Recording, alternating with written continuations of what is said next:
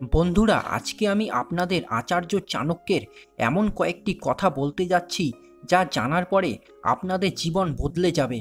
অনেক সময় আমরা এরকম পরিস্থিতিতে পড়ে যাই যখন আমরা বুঝতে পারি না আমাদের কি করা উচিত আর কি না করা উচিত। এই জন্য আপনাদের এই ভিডিওটি অবশ্যই দেখা উচিত, আর আমি যা বলবো তা অবশ্যই মনোযোগ দিয়ে বোঝার চেষ্টা করুন।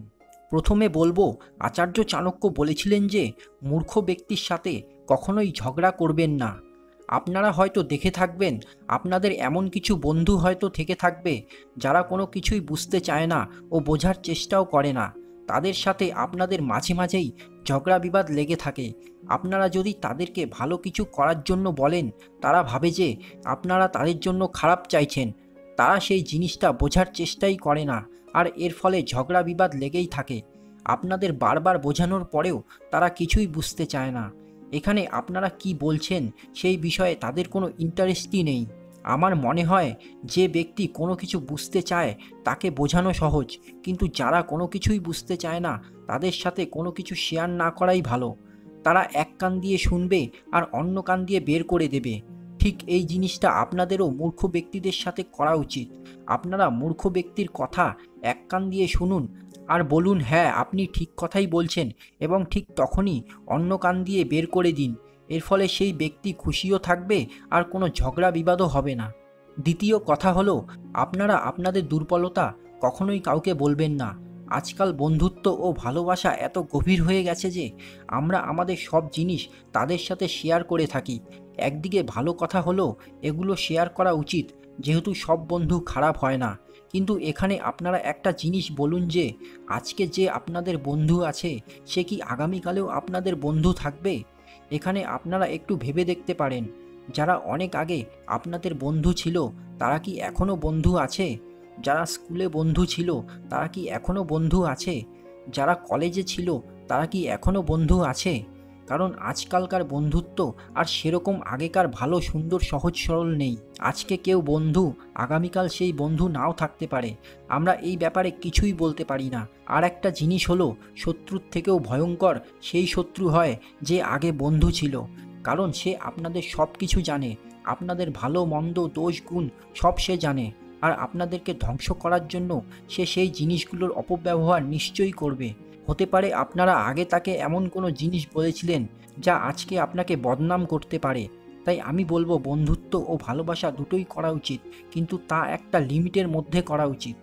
তৃতীয় জিনিসটা হলো, আপনাদের একটা দোষ বা খারাপ কাজ আপনাদের সব ভালো গুণ ও কাজকে নষ্ট করে দিতে পারে।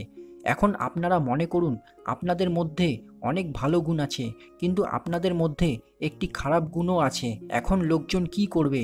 লোকজন কিন্তু আপনাদের সেই খারাপ গুণ অর্থাৎ দোষটাকেই আগে দেখবে, কারণ আপনারা জানেন যে লোকজন সেটাই দেখে যা তারা দেখতে চায়। এখন সেই লোকজন সেই দোষটাকেই দেখবে, কারণ তারা তো আপনাদের ভালো চায় না, যাতে তারা আপনাদেরকে বদনাম করতে পারে। আপনারা যতই দয়াবান হন না কেন, কিন্তু সামনে থাকা ব্যক্তি এটাই খুঁজে বেড়ায় যে আপনাদের মধ্যে কি খারাপ গুণ ও দোষ আছে।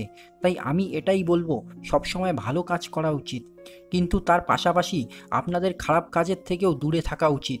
সফলতা পাওয়ার জন্য অনেক পরিশ্রম করুন, কিন্তু তার জন্য কখনোই অহংকার করা উচিত না। দয়াবান হন, কিন্তু সেটা যেন লোক দেখানো দয়া না হয়।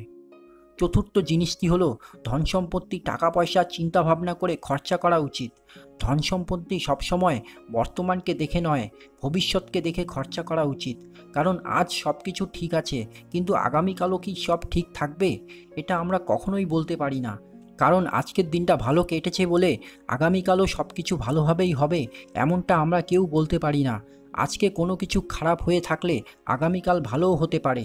তাই আপনারা এমন ভাববেন না যে আজকে আপনাদের কাছে অনেক টাকা পয়সা আছে তো আগামীকালও তা থাকবে, কারণ এমনটা হতেই পারে যে আগামীকাল আপনারা একদম আকাশ থেকে মাটিতে এসে পড়তেই পারেন।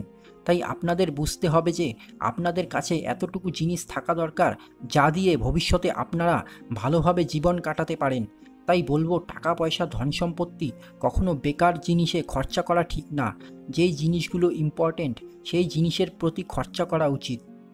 তাহলে বন্ধুরা, আপনাদের এই ভিডিওটি কেমন লাগলো তা নিচে কমেন্ট বক্সে কমেন্ট করে জানাতে পারেন। আর যদি ভালো লেগে থাকে তাহলে ভিডিওটিকে লাইক ও শেয়ার করতে ভুলবেন না। আর যদি চ্যানেলটিকে সাবস্ক্রাইব না করে থাকেন তাহলে এখনই সাবস্ক্রাইব করে ফেলুন আর পাশের বেল আইকনটিকে প্রেস করুন। এর ফলে আমার পরবর্তী ভিডিওগুলোর নোটিফিকেশান আপনারা সবার আগে পেয়ে যাবেন।